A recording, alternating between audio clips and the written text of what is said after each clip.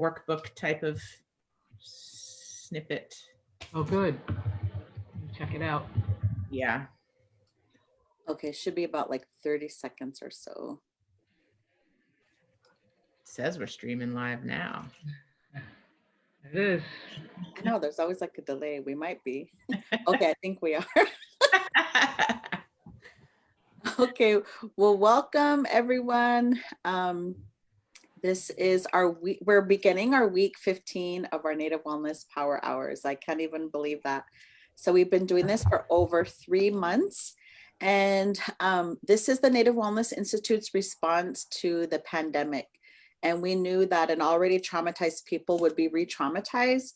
So we wanted to bring daily, 7 days a week programming with positive and uplifting messaging and workshops and storytelling and music and all kinds of things. And so today, I'm just trying to share it real quick.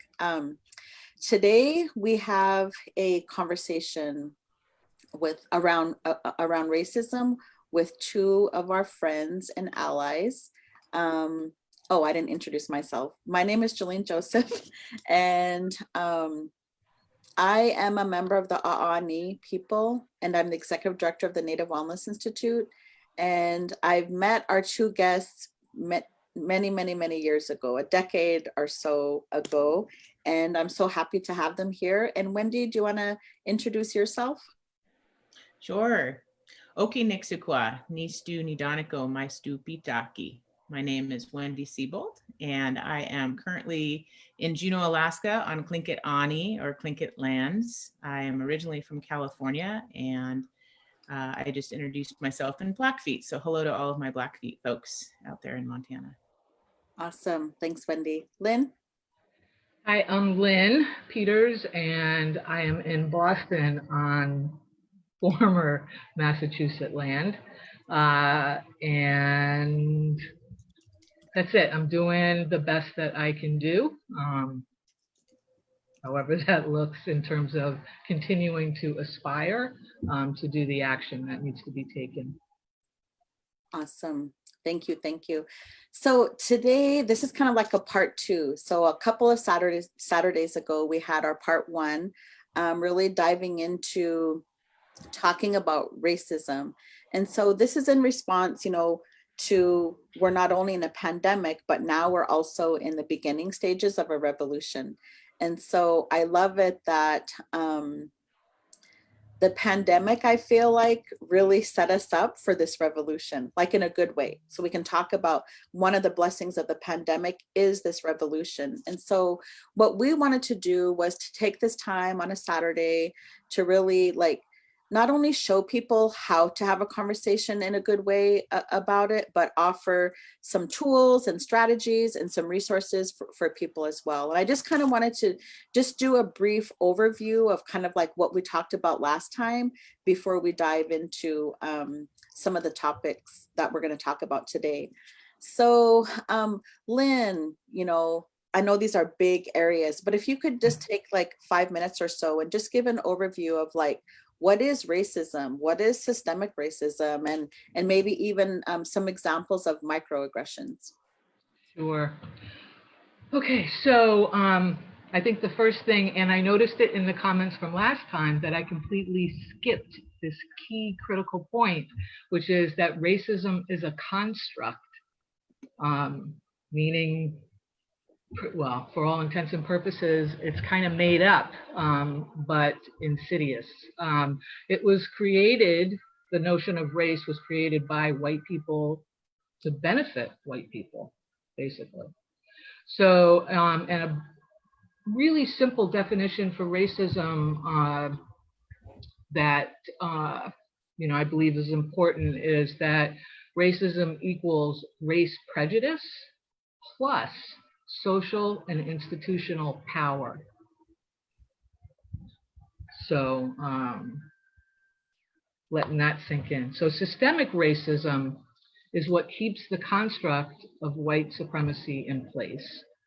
And it's buoyed basically by every system and institution we can name, from housing and banking and healthcare, And education and child welfare and social services and the courts and law enforcement, which is the big one we're looking at recently today, entertainment, corporate and nonprofit business in this country, and religion are all buoyed. And that's, you know, we could go for an hour and name just about every single system that's touched by white supremacy. And the other piece that it buoys is our cultural belief and value systems based on a notion of how white supremacy actually operates to benefit white people and oppress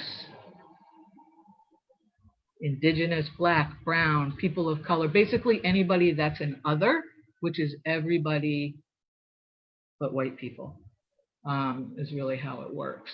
So, you know, reverse racism is not a thing because the institutional and systemic powers that be are held by white people right now. So it's remarkably and insidiously resilient. And that's what we're witnessing right now.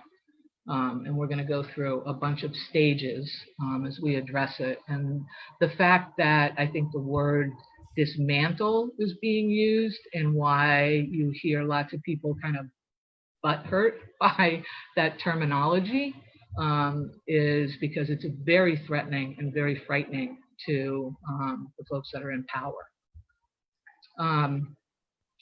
So from that, microaggressions are the things that, you know, we as regular folks use probably every day.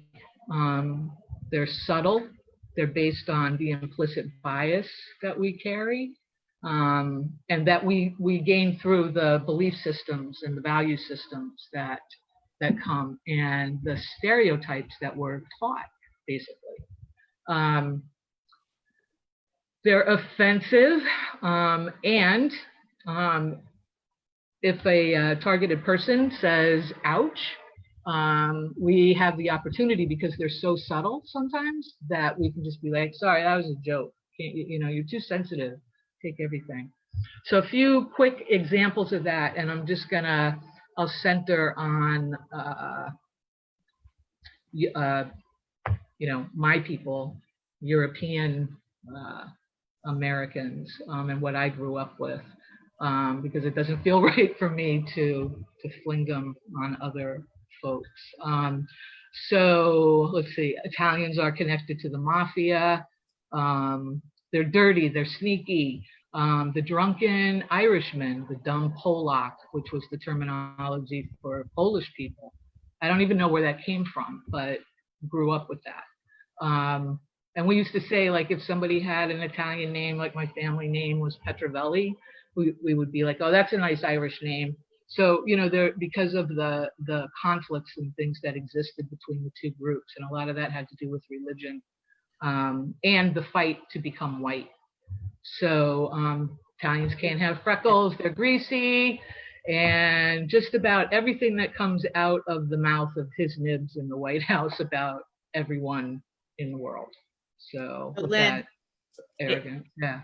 If I was to say to you, like if we were, let's say we were having a beer together or something, if we drank, and I knew you were Irish, and you ordered a second beer before I was ready for a second beer, and I made some glib comment and said something like, Yep. oh, really connecting to your Irish roots, eh? Gonna have another?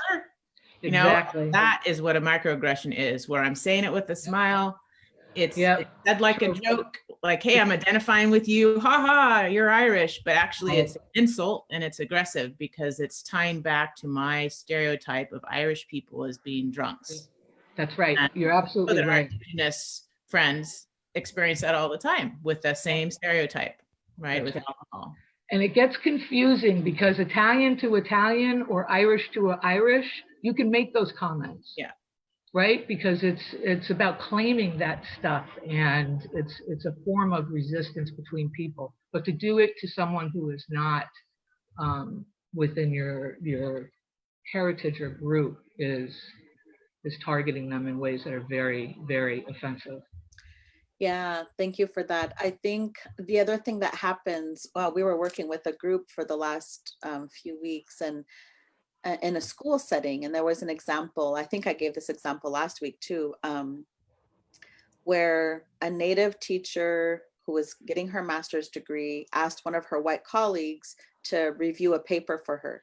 And so the colleague reviewed it, and her response was, "Wow, I didn't know you were so scholarly." Right.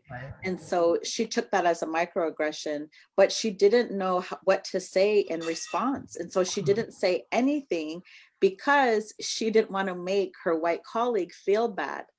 So she took on that, right? But didn't want to make her, and I think that's a common thing as well, right? We often don't say anything, one, because we may not know what to say or how to say it. We might be so shocked, like we just freeze, or we don't want to make the other person feel bad.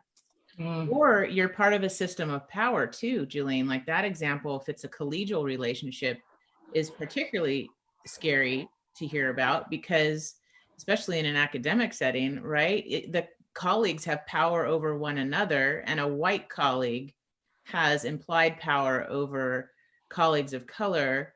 And so, you know, when she's up for tenure, or if she's trying to publish papers, there's all sorts of instances where there's opportunities for someone to exercise their power over someone else who's a colleague. And so it might have been the safest thing for your colleague who is Native to not speak up at that time, because she's operating within this oppressive system. That's and right. she didn't want to put herself at risk, which I would completely understand. And that's how Yeah. insidious, like Lynn was saying, racism really is, because it's a very light touch way of putting her back in her place. Yes. Right? Yes, definitely. Well, and the teachers of color in that situation, like we talked about that, you know, like one, they wanted to know, well, how do you respond to microaggressions? And then there was other people saying, well, can we even respond? Because, you know, Right. we would be first to, you know, Yeah. to feel that. Yeah. Okay, awesome. Well, thank you for that overview. And then Wendi, do you want to just give a brief overview, take about 5 minutes to talk about white privilege, white fragility, and white silence? Yeah. So we're just reviewing from last time to kind of catch people up to speed. Absolutely. White fragility is something that I think, I mean, it's a term that is more recently evolving and used, and it's helpful for all of us, white and non-white, to understand what white people do when you confront them basically on something they're doing that could be considered racist, whether it's a microaggression or overtly racist or anything in between. Or just even the notion that they're white.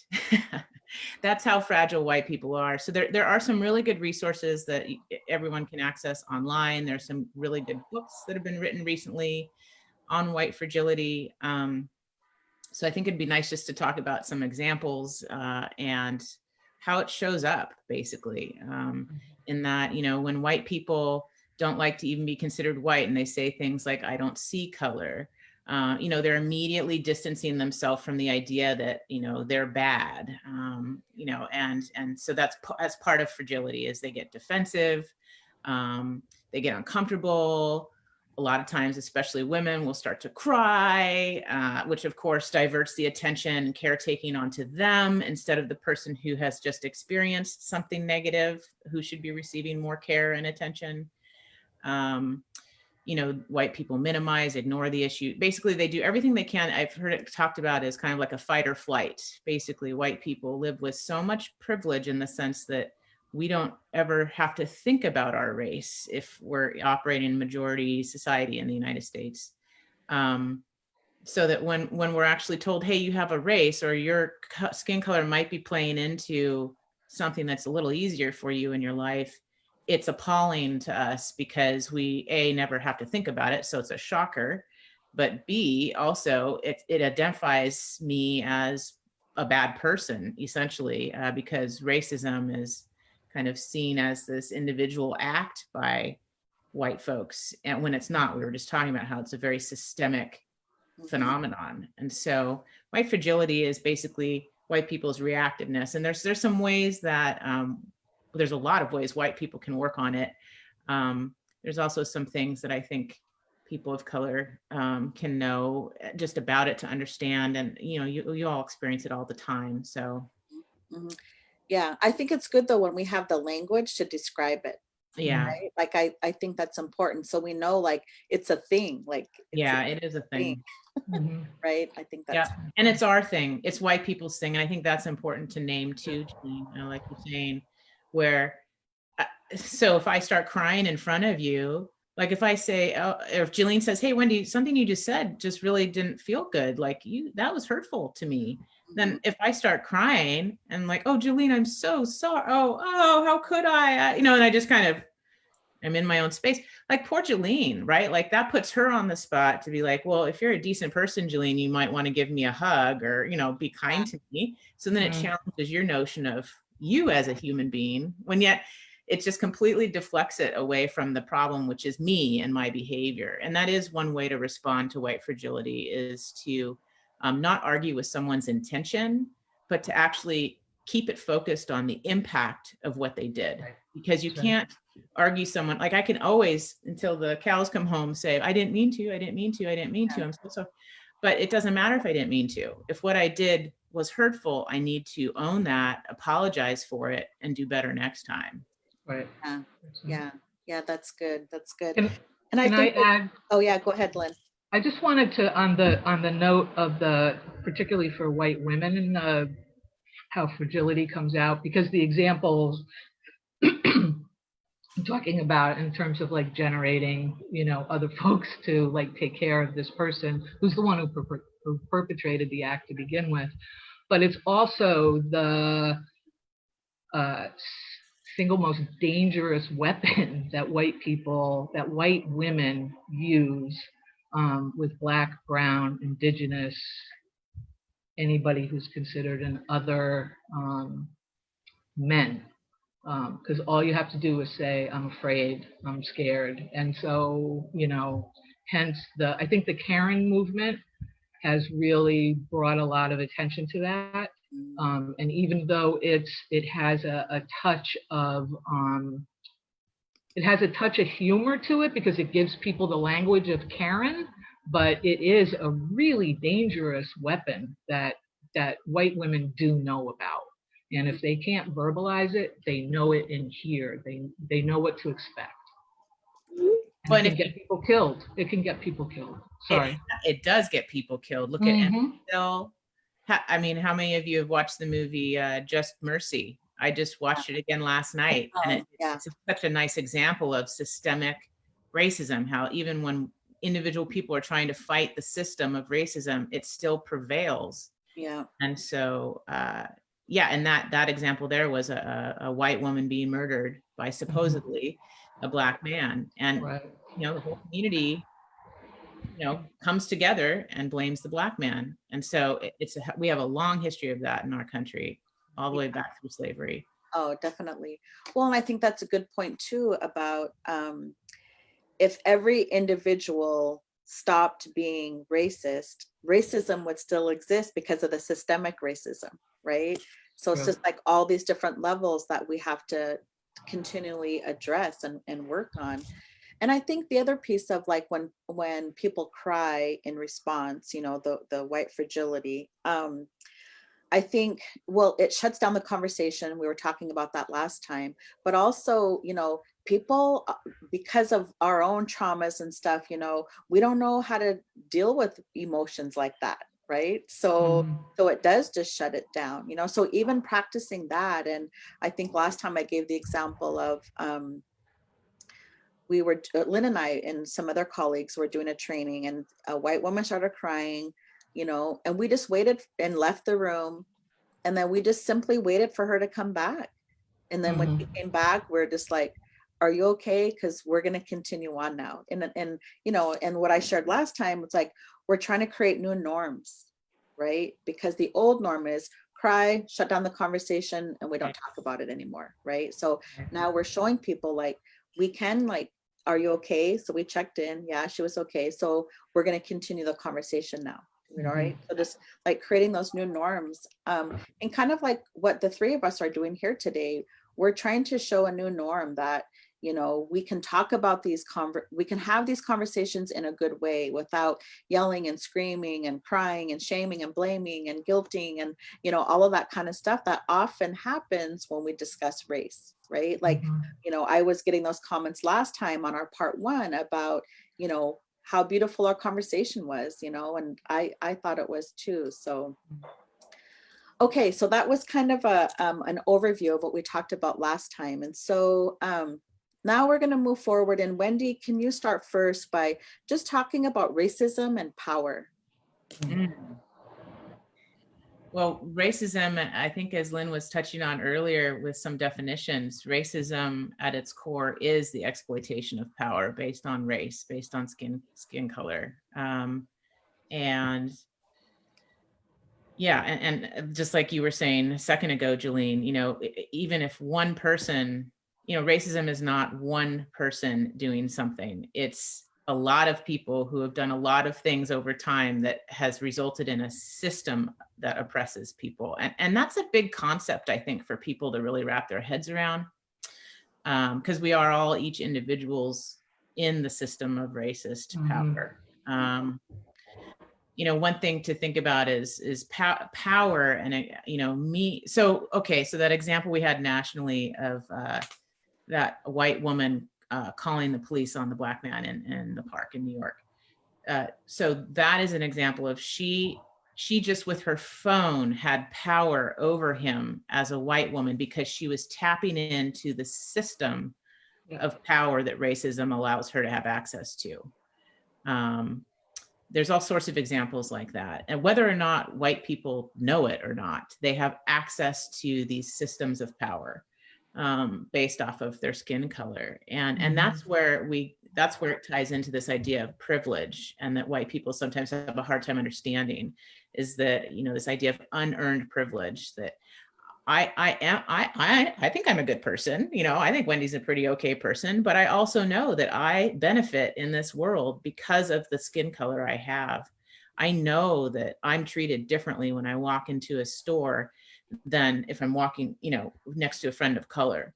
I know that people are looking at me differently or looking at them differently and treating them differently.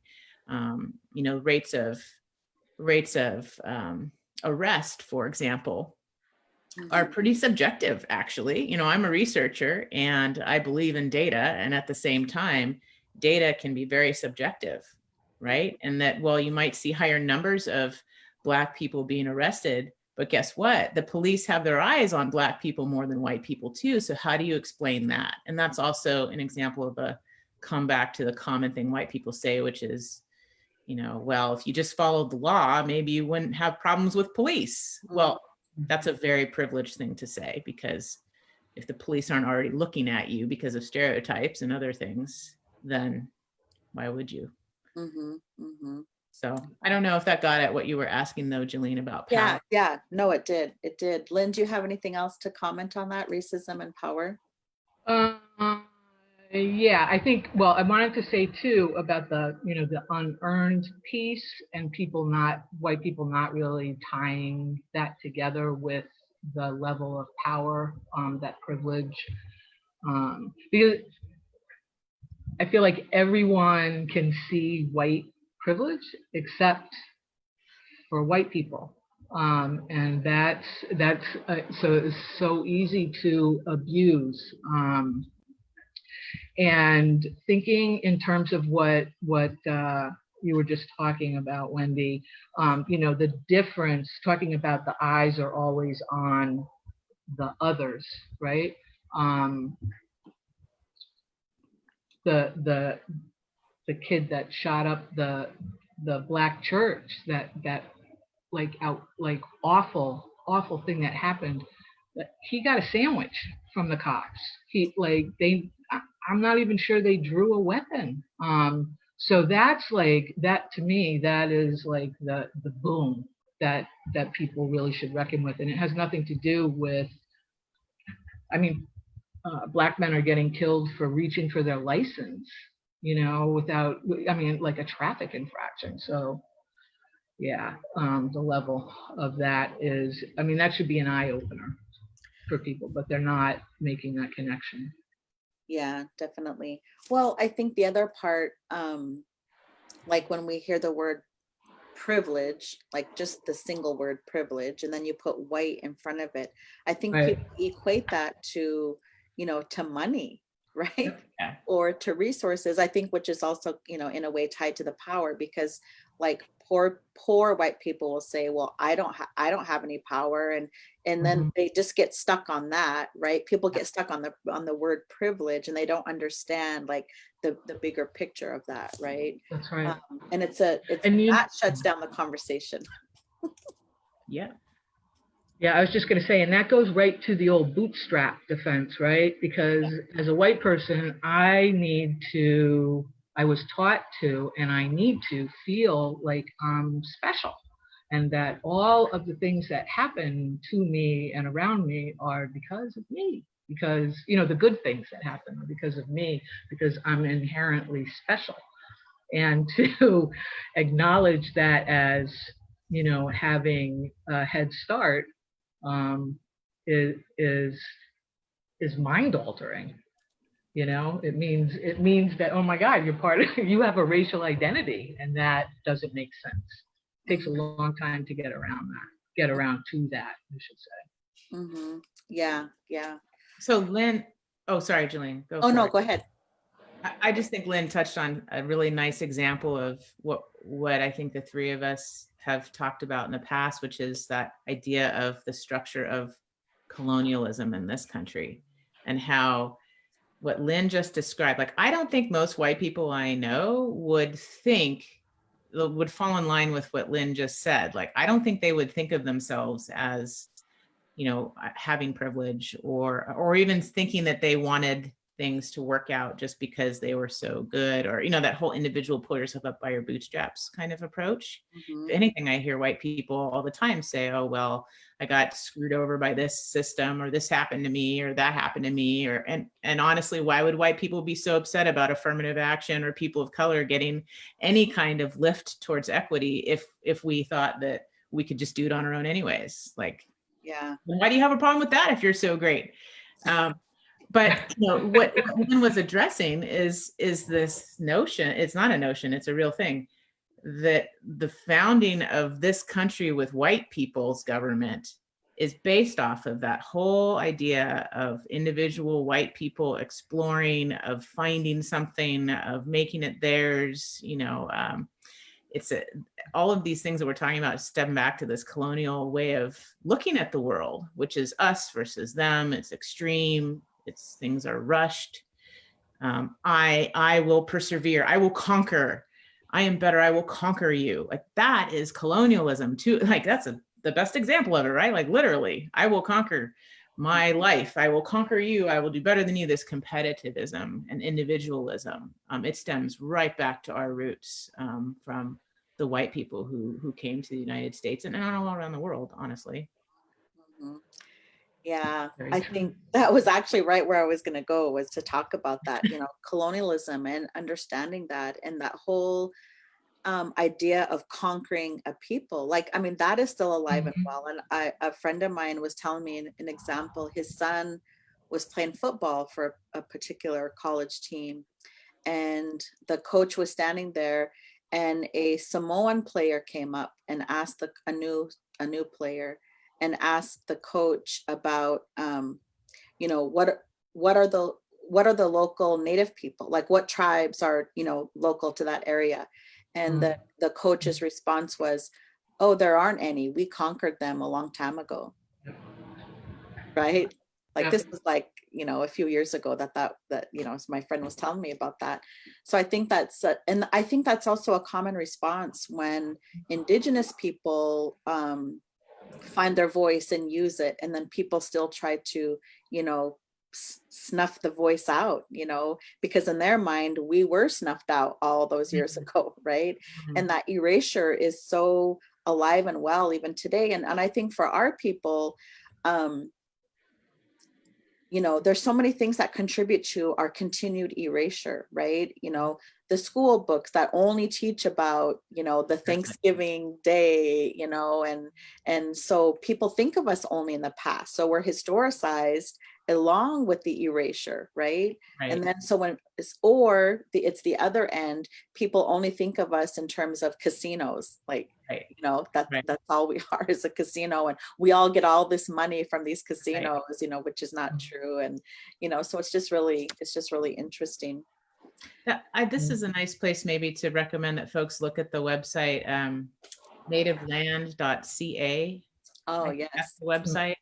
Maybe it's native-land.ca. Mhm. We can put it in the comments later.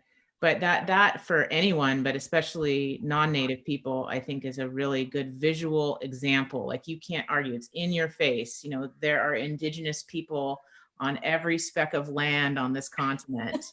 Historically, currently, yeah, white people you know, moved native people around in a horrible way onto reservations and such. So, you know, there's some history there, of course. Yeah. That's a really nice map to look at to see where you are. You know, where are you now? Like, I am on Tlingit land. I am Tlingit Ani, and it's nice to acknowledge where you are, especially, you know, something that people say in land acknowledgements is, I'm on the unceded territory, which is a very direct way of saying the Tlingit people never said, here, come on, white people, wipe us out and take over my land, you know, and don't learn from us, do your own thing and destroy the environment. You know, I mean, no, that didn't happen. It was not this loving, you know, Thanksgiving dinner type deal. It was very much the opposite. So that's a good website to look at to know where you're at. What land are you on? Well, and some people will say, you know, there's been a kind of a movement, if you will, for even people to put in their email signature lines the land that they're on, right? Mm-hmm. And one of my friends, she puts, you know, I work on the stolen and occupied land of, and then she lists all these tribes. Yeah. But there's an app, there's a Native Lands app that you can, wherever you travel, you click on it and it will tell you like whose land that you're on. So like when I travel around, I'll click on that, and you know, so that's pretty cool too. I think that's an act of humility, right? It's an act of humility, which, you know, when I think of that, I think about how the pandemic and the revolution are intersecting. Wendi and I were talking about this before we jumped on. And, you know, when we look at the worldwide cases of COVID-19 and how horribly the US is doing, it's so classic though, right? It's so America to have all these high rates, you know, because it's like, we're not a humble, I mean, I'm talking about America as a whole, like, right, we're not a humble people, and we're so stuck on our individual rights, and no one is going to tell me to wear a mask, and no one is going to tell me to stay home, and you know, even though it's for like your own well-being and the well-being of your families, and you know, it's just so interesting. It breeds a new microaggression, which is like always got to be number one. So yes, we are number one, right? Yeah. What I was laughing, you know, not really funny, not funny, haha, with Jillene about ahead of time was this, you know, I don't know if anyone's been watching what's happened in Florida with these white people who are testifying about not wanting to wear masks and how oppressed they feel by being told they need to wear a mask, and you know, kicking and screaming and being turned away from Costco, and like, oh my God, like that. Talk about white fragility. That is it in action, and such a good example. And that is how much white people are not challenged on a daily basis to think about their race, and be, you know, told they need to think about the collective well-being. That is not a white Eurocentric way of thinking.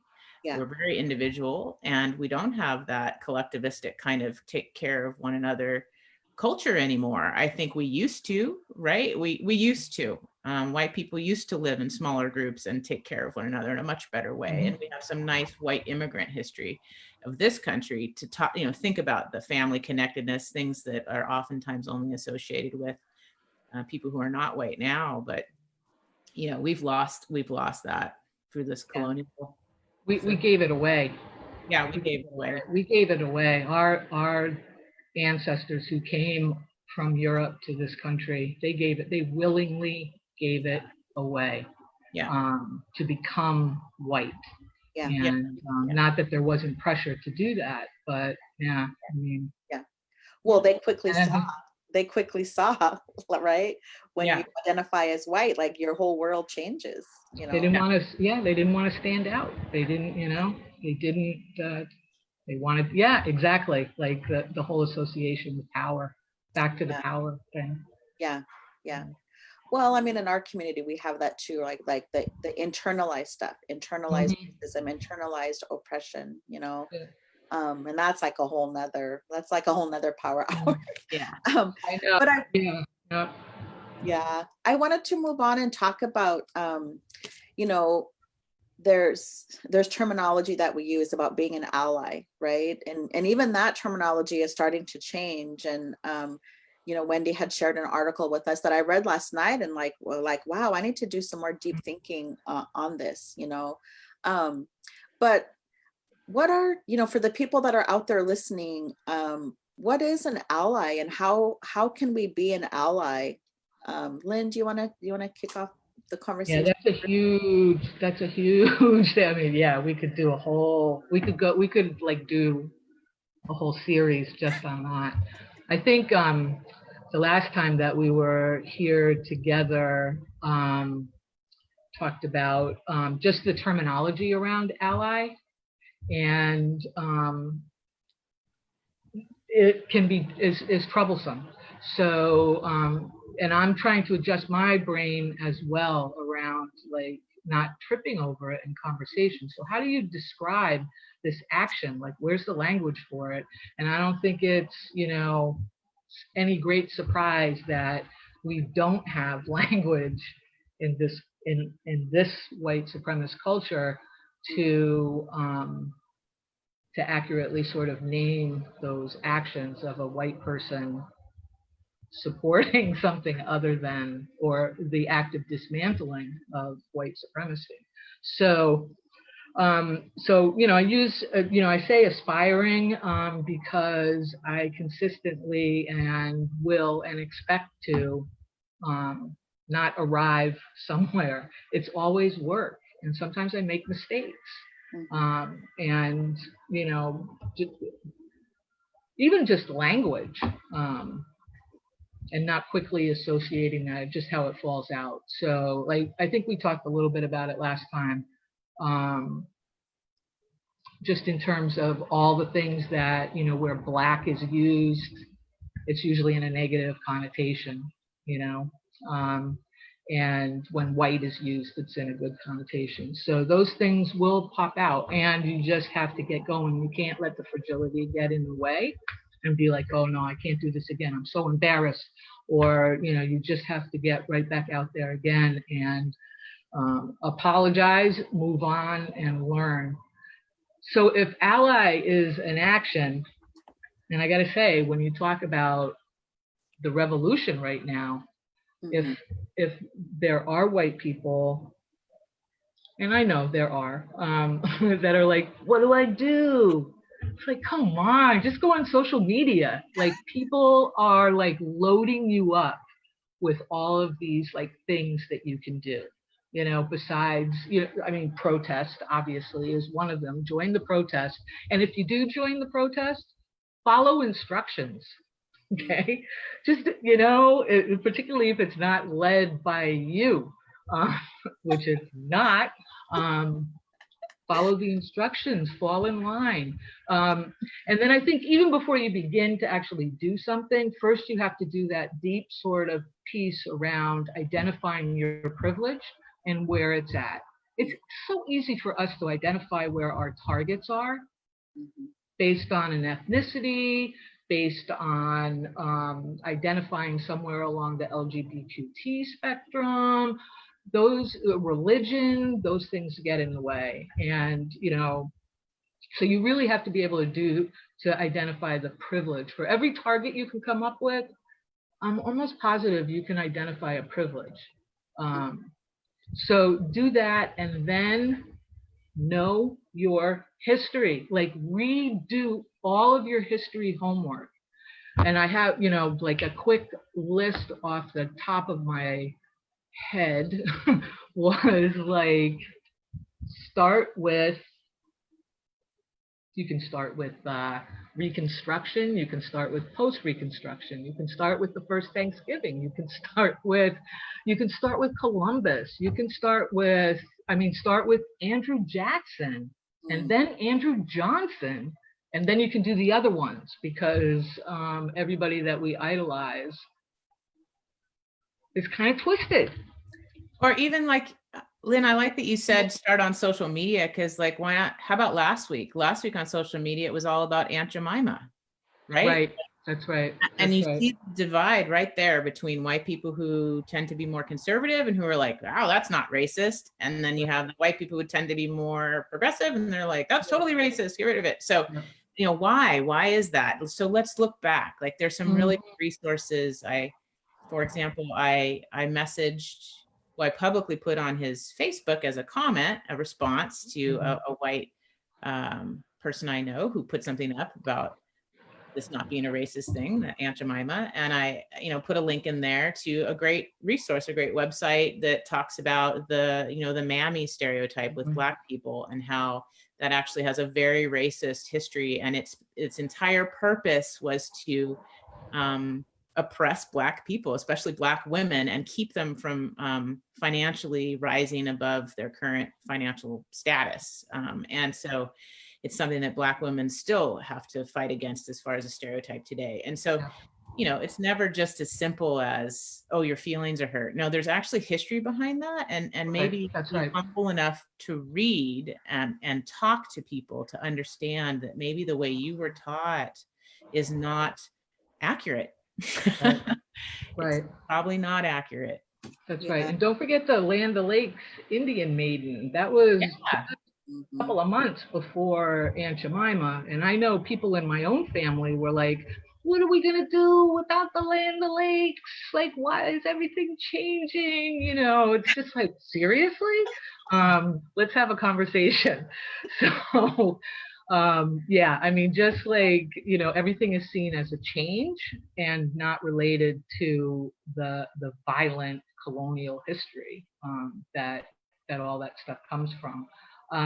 So do do your history homework, and then the social media piece, you can get not only that kind of information, but you can find out about how to sign up and join a local chapter of a white person's anti-racism group.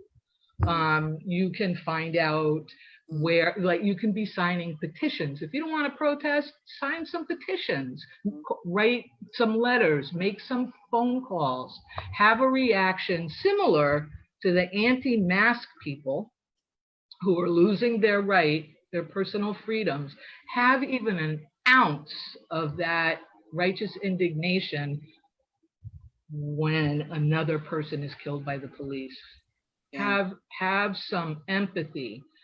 Get some empathy, please. You can identify an amount of money that will actually make you hurt a little bit.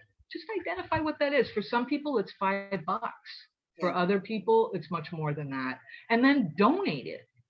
Yeah. Donate it to an indigenous, Black, brown, other group that is doing work to undo things. You can definitely do that. You can go and find out, where the local businesses are that need support. And you can do a little less Amazon, or no Amazon at all when your consciousness really gets raised, and buy from indigenous, Black, brown, people of color in your community.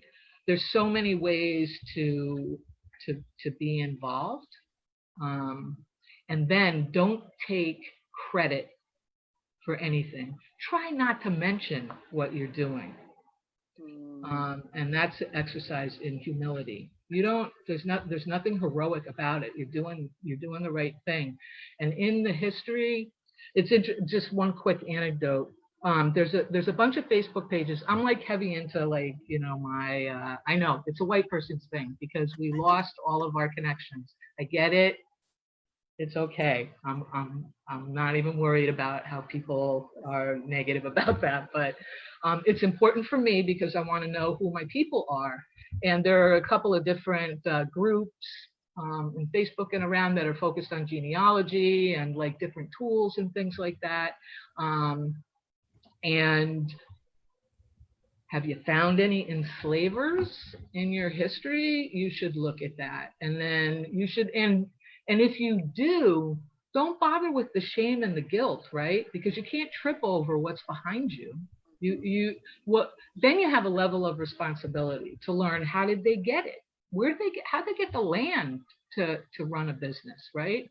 Did they steal it? Did the government steal it and then give it to your family? Did did you have a wealthier family, and when they died, someone else inherited all that? That's important stuff to know, because that is living and breathing in your soul.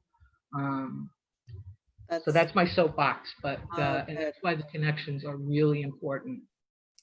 Well, thank you for that. I'm just going to share my screen real quick. So here's another resource. Wendi had shared this one. There's chapters all across the nation showing up for racial justice, or SURGE. So this particular article comes from there, the characteristics of white supremacy culture. So I just wanted to share that. So like, it kind of like really spells it out for people. SURGE is also another resource for people to join, right? To join, there's all kinds of call to action, donate, resources, all kinds of stuff. So I wanted to share that. And then I also wanted to share, Wendi also shared this one. I read this last night, and like, wow, I need to do some more deep thinking. So this was written by a Black author, Catherine Pug, an attorney. So she is saying there is no such thing as a white ally. Racism is not mine, it's yours. It's not called helping. When it's your mess, we're cleaning. Right. Like, wow, just like read that a few times, right? So anyway, so it's really good. So I read this article, and then I read the comments, right? So I'm just like reading all the comments, because I was learning from the comments too. And so I'm going to go revisit that and really do some more deep thinking about that. There is no such thing as a white ally. So I just wanted to share that resource as well. So we have like 10 minutes left, and I wanted to move through a few more things. So oftentimes we get questions from people about, responding to things. Like, how do we respond to things in a good way when we hear things like, I don't see color, or when we hear things either on social media or in person, like, quit whining or being a victim, just get over it already. Like the people that don't believe in racism, or the people that say racism doesn't exist, can't we just talk about nice things? Or the people that say, liberals are the blamed, for racism. So like, what are your thoughts about that? And what are responses to people that say things like that or write things like that? Yeah, there's so many examples of brilliant ways to gaslight entire populations of people into believing it's their fault for trouble befalling on them. Those are all examples of what white people do and are taught to do. Now, I'm not taught, maybe some families. I mean, my family never said, now, Wendi, you make sure you tell people that, people are being just really sensitive if they think something is racist, because color doesn't matter. We don't see color in this family, right? And that was a popular thing in the 80s. I don't know if, I'm dating myself now, but there was like a whole Benetton ad campaign, and which was great because they actually showed that there are many, many colors of different people. But that was at the same time when the phrase, love sees no color, I think was the phrase.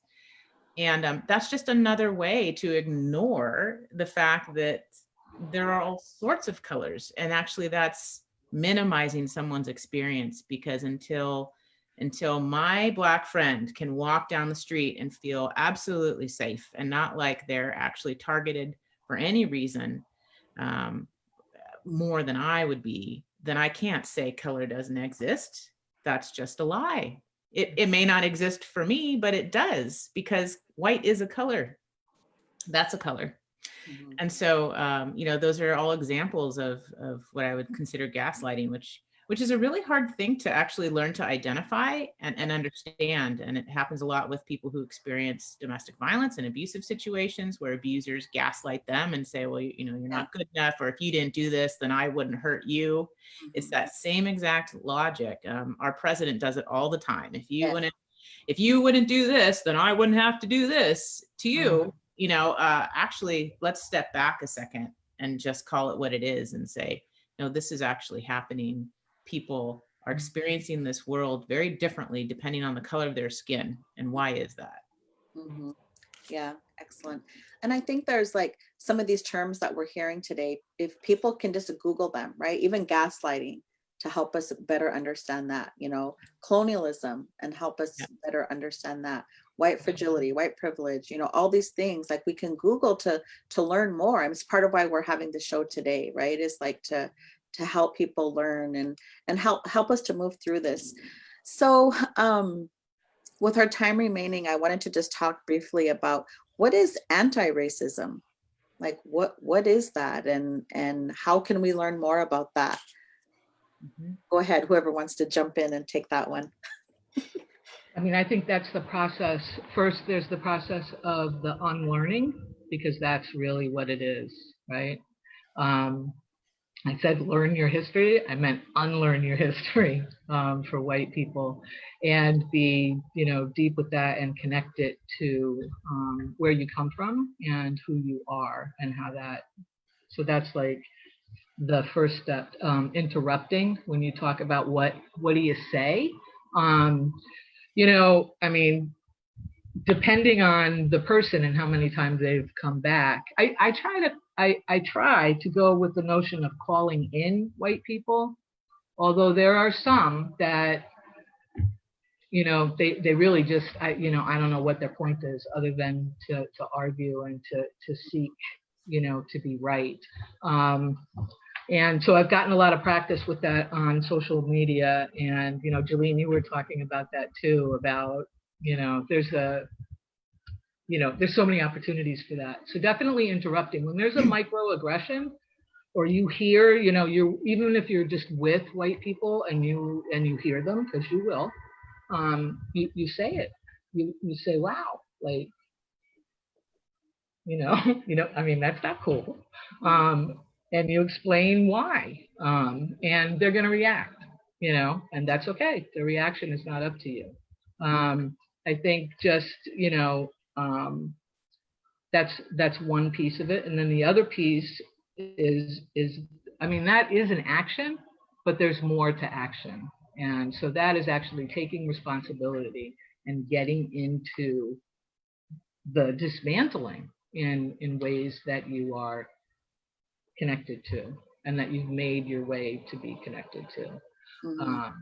And to, I think, through white supremacy also, in the beginning, we talked about how it silos and stuff, and, the segregation factor. Where do you live? Who are your neighbors? What kind of community do you live in? Those are, and if you're surrounded by white people, you're probably not going to do a lot of anti-racism work there. Mhm. So find a place to be that is going to fuel that passion and not give you another excuse to not do anything, because it's obviously not a problem here. Or you can do a whole bunch of anti-racism work and plop yourself in the middle of a big sea of white people and just like. That's true. That's Because true. man, Very true. yeah, there's so much to do. I think of anti-racism as a lot of seemingly small actions continually.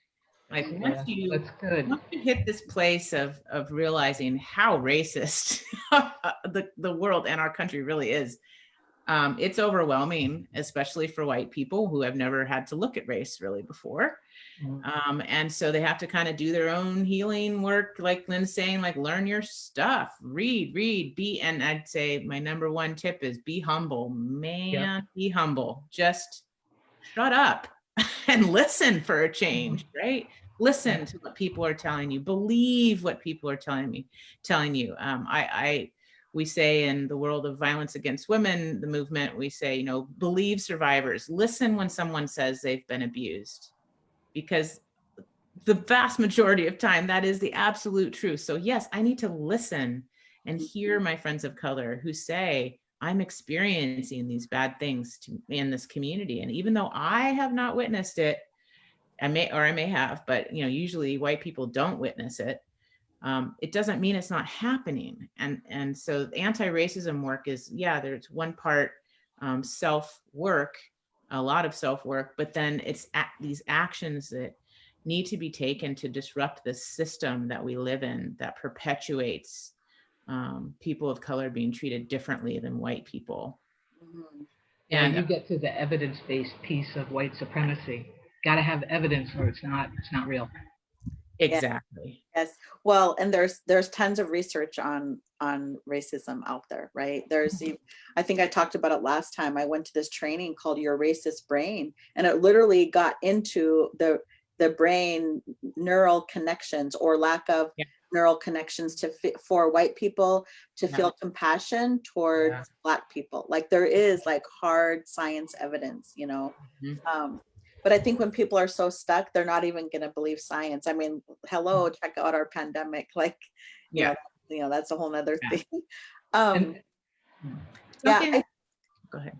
Oh, I was just going to say, I think about when we start Googling or learning different things and reading, you know, to make sure that we pay attention to who we're reading. Like, right? Are we only reading books by white people? Are we also reading books or articles or things from people of color as well, right? And you know, we talked about, you know, the whole ally thing and what does that mean? And I was just briefly checking on some comments about Lynn Gehl, Gehl, Anishinaabe woman from Canada. She did some of her dissertation work on being a decolonized ally. And so, and we asked her permission to use some of her work in one of our handouts called Being a Decolonized Ally. And so she has like 20 points about what that means. And some of them are some of the stuff you all are mentioning, you know, in part about, you know, just listening, like be quiet and just listen, you know, it's like one of them. We'll put that on our Facebook page as a resource for people. But she got a lot of flack from doing that work around that, being a decolonized ally. And we always say before we can decolonize anything, we have to fully understand colonization, right? And how colonization was what happened, and colonialism is another ism that continues to play out today, right? Because colonization, people only oftentimes think of it in the past, and they don't think of it as having any kind of, you know, reference to today. But colonialism is just like sexism, racism, all the other isms, you know, that are out there. So anyway, I can't believe it's already 1 o'clock. Our hour is over. But do just briefly, each of you, 30 seconds or so, just some final thoughts about how we can move this work forward. Wendi, did you want to go first? I kind of want to touch on what you were just saying, Jillene, and just emphasize the importance of paying attention to who's taking up space. And it was pretty clear to Lynn and I, you know, we're two white women who are taking up space on an amazing platform that the Native Wellness Institute provides for its followers and community. And it's important for white people to be aware of what space they are taking up. And so, you know, we're going to look for ways to also leverage and lift up people of color and voices that are already contributing in many ways. So yeah, there's this balance to strike between white people needing to take responsibility and ownership over racism, because it's our issue. Like we were just talking about, white people created this idea of racism. We even created race. So, and that's true. Google that. So yes, white people need to be talking about it. And also white people don't have ownership over how to address it, how to deal with it. If anything, we need to be listening to our friends and our colleagues of color who have lived this their entire life and who have a way and a path forward.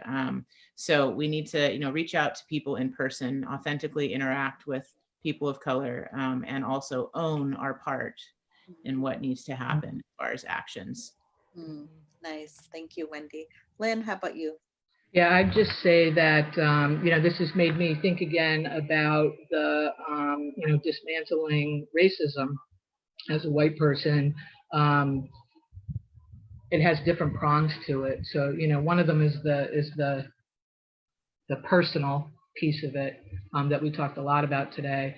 The interpersonal piece, which we should talk more about, and then the broader piece, which we should definitely talk more about. And, for me, in, trying to regulate my own movements and space, because I do like to talk. I always was in trouble at school for that too. Empathy, number one, like the real stuff, the real empathy of like walking a mile in someone else's shoes, like to really be able to make those connections. Humility,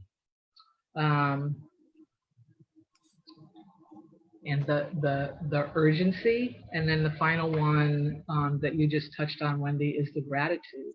And to be able to be in this space as a white person, I don't take it for granted, and really appreciate it, and appreciate all that you do, and looking forward to things looking different sooner rather than later.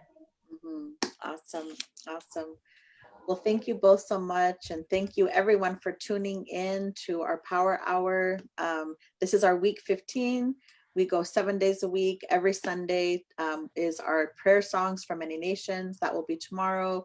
And then Monday through Friday, we have an amazing lineup of all kinds of awesome sessions. You'll see my background. I'm advertising our Native Youth Wellness Warrior Camp, which will start on Monday. It's Monday and Tuesday. It's a virtual camp. It's free. So if you know of any Native youth in middle school or high school, please go to our website. They can sign up. We'll send the Zoom link out on Monday. That's our Native Wellness Warrior Camp. Thank you, Wendi. Thank you, Lynn, so much for taking this time on your Saturday to come and be with us. And, our goal was like, just to show people how to talk about this in a good way, to share some knowledge and information and resources for folks. And this is our contribution to the revolution, right? So thank you both for joining us today. And thanks, everyone. Have a great weekend, and we'll see you tomorrow. Take care. Bye.